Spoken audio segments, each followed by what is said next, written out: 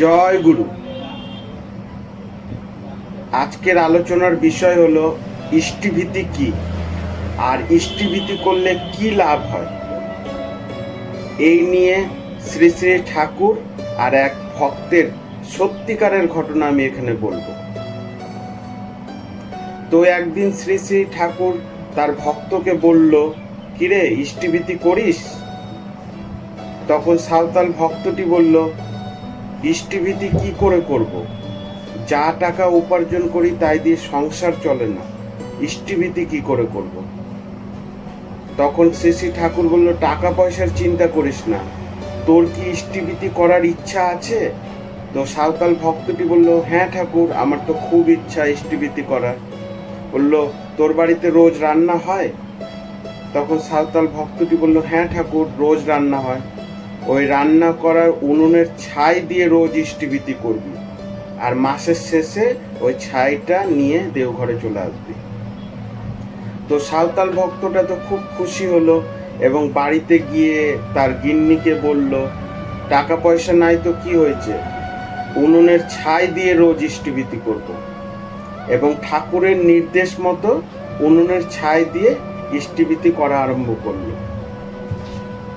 তারপর 1 মাস হয়ে যাওয়ার পর সাঁওতাল ভক্তটা ভাবতে লাগলো, এত ছাই কিভাবে দেওঘরে নিয়ে যাব?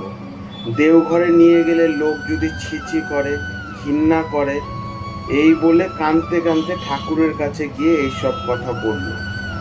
ঠাকুর সব শুনে বলল, তুই ছাই নিয়ে আসিসনি, খুব ভালো করেছিস। তোর বাড়িতে ফাঁকা জায়গা আছে? তো সাঁওতাল ভক্তটা বলল, হ্যাঁ ফাঁকা জায়গা আছে। বললো, ওখানে মানকচুর চাষ কর। তো সাঁওতাল ভক্তটা বলল, আমি মানকচুর চারা পাবো কোথায়?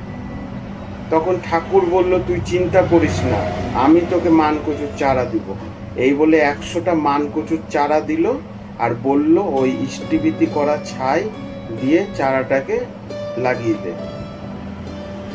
তো সেই মতো খুব আনন্দ করতে করতে দরিদ্র সাঁওতাল ভক্তটা বাড়িতে আসলো এবং ছাই দিয়ে ওই মানকচুটা লাগিয়ে দিল ফাঁকা জায়গাতে, 100টা মানকচু।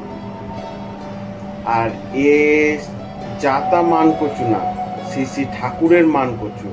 আর ছাইটা জাতা ছাই না, শ্রী শ্রী ঠাকুরকে অর্পণ করা ইষ্টিভীতি করা ছাই।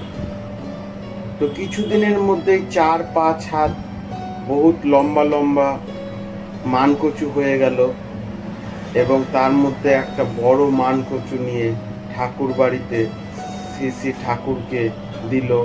ঠাকুর দেখলো এবং খুব খুশি হলো আর বলল, এই মানকচু আমার। তখন সাঁওতাল ভক্তটি বলল, হ্যাঁ ঠাকুর, আমার সব কিছুই তোমার, বাড়ি ঘর তোমার, আমি তোমার। ঠাকুর এতে খুব খুশি হলো এবং বলল, যা, এই মানকচুগুলা সব বিক্রি করে যে টাকা হবে ওই টাকা দিয়ে ইষ্টিভীতি করবি আর একটা ব্যবসা স্টার্ট করবি। ঠাকুরের কথা মতো সে সব মানকচুগুলো বাজারে নিয়ে গেল এবং সব মানকচুগুলো বিক্রি করলো, অনেক পয়সা হলো এবং সে পয়সা দিয়ে সে নতুন ব্যবসা শুরু করলো আর ঠাকুরের জয়ধ্বনি গাইতে শুরু করলো, ঠাকুরের গুণ কীর্তন গাইতে শুরু করলো এবং ঠাকুরের আশীর্বাদে তার ব্যবসা খুব বড় হলো। আর এখন সে টাকা দিয়ে ইষ্টিভীতি করে আর তার জীবনযাত্রাও খুব উন্নত মানের হতে শুরু করলো। এই হচ্ছে ইষ্টিভীতি, আর এই হচ্ছে ইষ্টিভীতি করার ফল। আমাদের যতই ঝড় ঝঞ্ঝাট আসুক, যতই বিপত্তি আসুক না কেন, আমাদের ইষ্টিভীতি রোজ করা উচিত। আমরা ইষ্টিভীতি ছাড়বো না। আর ইষ্টিভীতি করার গুণ এই গল্পটার মধ্যে তো বুঝতেই পারলেন, আর এটা সত্যিকারের ঘটনা। তো এই গল্পটা শুনে কেমন লাগলো আমাকে কমেন্টে জানাবেন। আর আপনারা খুব ভালো থাকবেন। জয় গুরু।